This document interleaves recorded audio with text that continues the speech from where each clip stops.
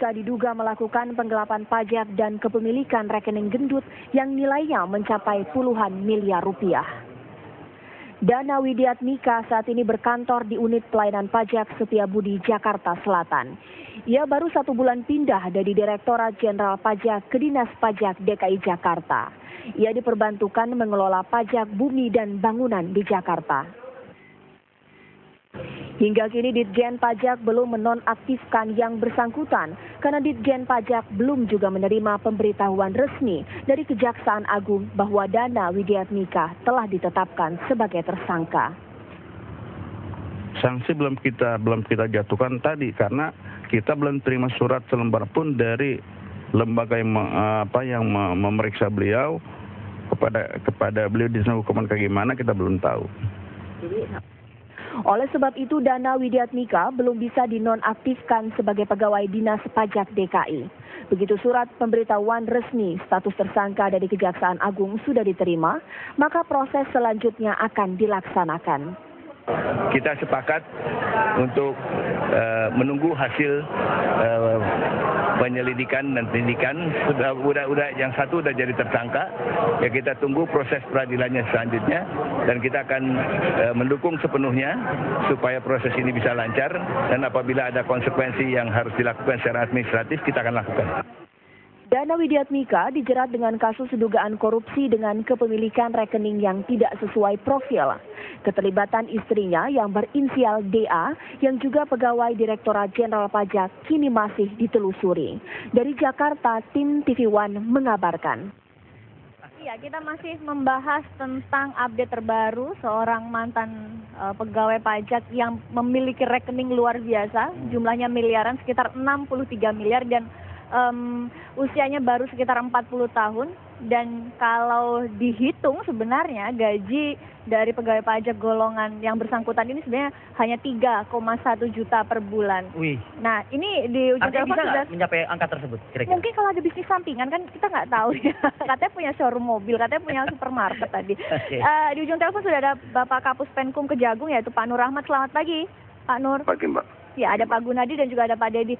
Pak Nur, kami ingin mengetahui sejauh ini apakah sudah ada titik terang dari mana DW ini memperoleh dananya?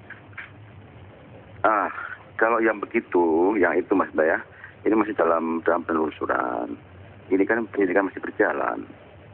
Jadi kalau mengenai sumber apa semua itu, ini terus terang ya, kita belum bisa bicara di media ya. Kalau masih dalam penelusuran, apakah tidak terlalu dini Pak yang bersangkutan ini sudah ditetapkan menjadi tersangka Pak? Loh, bukan maksudnya gini, kita belum bisa ngomong di publik karena ini terkait dengan masalah keberhasilan penyidikan sendiri. Sehingga kalau kita buka semua ya, bagaimana Mbak tahu sendiri kan, bahwa kita ini kan mengungkap lebih jauh lagi dengan hasil yang maksimal, gitu loh. Dengan kita buka semua ya, berarti kan airnya keruh, bagaimana akhirnya bisa kena dong. Oke, sejauh ini kalau ada indikasi paling kuat, ia memperolehnya dari gratifikasi, apakah dari korupsi atau penggelapan pajak, Pak? Ada beberapa kemungkinan. Ya, gratifikasi mungkin, penyuapan mungkin, korupsi juga mungkin. Apakah tersangka DW ini sejauh ini memang selalu berhubungan dengan objek-objek pajak yang besar begitu, Pak? Wajib pajak yang besar? Iya, itulah kalau bicara mengenai sumber itu berarti itu terus terang memang saya sangat kasihan dengan tim penyidikan nanti gitu loh. Kami nggak akan bicara mengenai substansi yang begitu luas gitu ya Mbak ya.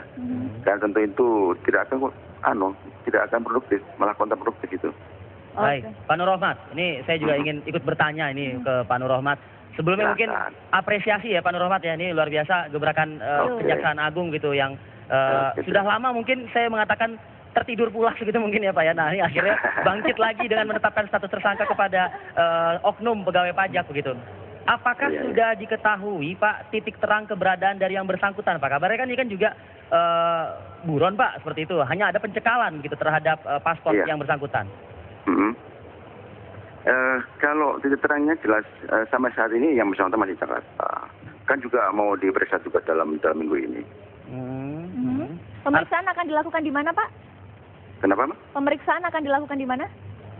Di Kejaksaan Agung, di Gedung Bundar. Pada minggu ini. Nah, dipegang minggu ini. Oke. Adakah jaminan Pak bahwa yang bersangkutan tidak akan mangkir ataupun juga kabur Melarikan ke diri. luar negeri begitu Pak? Iya, itu memang ada yang menjamin seperti itu ya.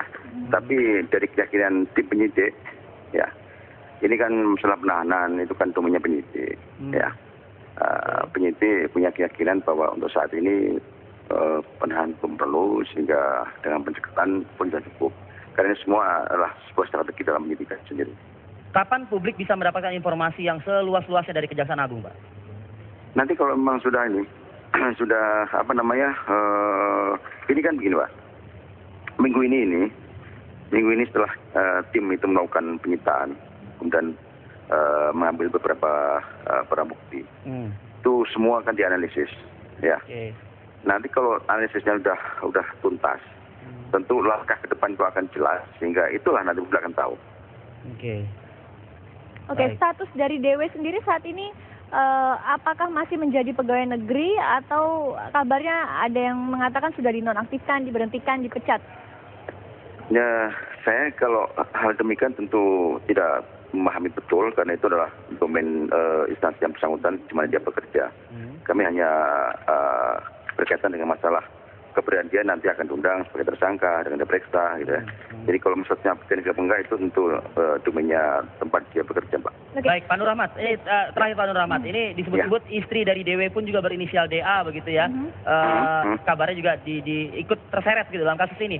Konfirmasi dari Pak Nur Rahmat sendiri seperti apa nih, Pak? Ya, untuk sampai saat ini yang sudah ditetapkan sebagai tersangka adalah si Dewi sendiri ya. Sedangkan istrinya sama sekali belum. Tetapi ya bukan berarti bahwa tidak gitu ya. Artinya kalau memang dalam perkembangan penyidikan ini ditemukan fakta bahwa istrinya terkait juga, tentu akan diminta pertanggungjawaban. Oke, baik.